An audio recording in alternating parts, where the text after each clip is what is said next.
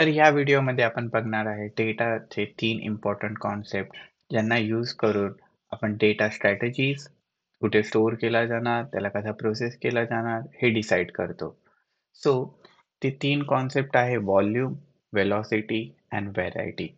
So volume म्हणजे डेटाचा size किती आहे? 1 जीबी, 2 जीबी या किती ते like petabyte, terabyte etcetera.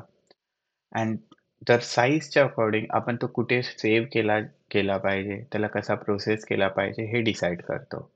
Then दुसरं आहे वेलॉसिटी. वेलॉसिटी म्हणजे तो डेटा किती फ्रिक्वेंटली येतोय, की तो एव्हरी डे येतोय, की एव्हरी आवर येतोय, की एव्हरी वीक येतोय. त्याच्या अकॉर्डिंगली आपण प्रोसेस कशी करायची ते डिसाईड करतो. फॉर एक्झाम्पल एव्हरी आवर येतोय, तर तो बॅच प्रोसेसिंगमध्ये होऊन जाईल, की हर ए ए एका तासाला एक-एक जॉब रन होणार आणि त्याला तो डेटा प्रोसेस करणार.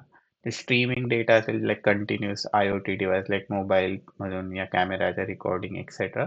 इन दॅट केस आपल्याला स्ट्रीमिंग प्रोसेसिंग यूज करावी लागते.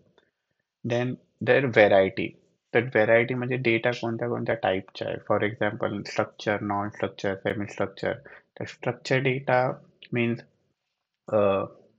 लाइक आपले रिलेशनल डेटाबेस लाइक टेबल ते झाले structure data. So semi structure म्हणजे जेसन ज्याच्यामध्ये ॲट्रिब्यूट्स अँड व्हॅल्यूज असतात आणि XML is one of the example of semi structure आणि अनस्ट्रक्चर म्हणजे इमेज अँड PDF एक्सेट्रा त्या टाइपच्या फाईल अनस्ट्रक्चर.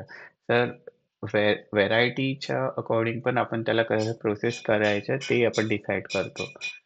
तर ह्या 3 कॉन्सेप्टला यूज करून आपण आपली डेटा स्ट्रॅटेजी डिसाईड करतो. त्याला प्रोसेस कसा करणार, त्याला स्टोअर कुठे करणार, त्याला यूज कसा करणार हे डिसाईड करतो.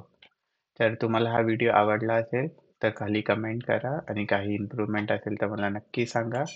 Thank you for watching.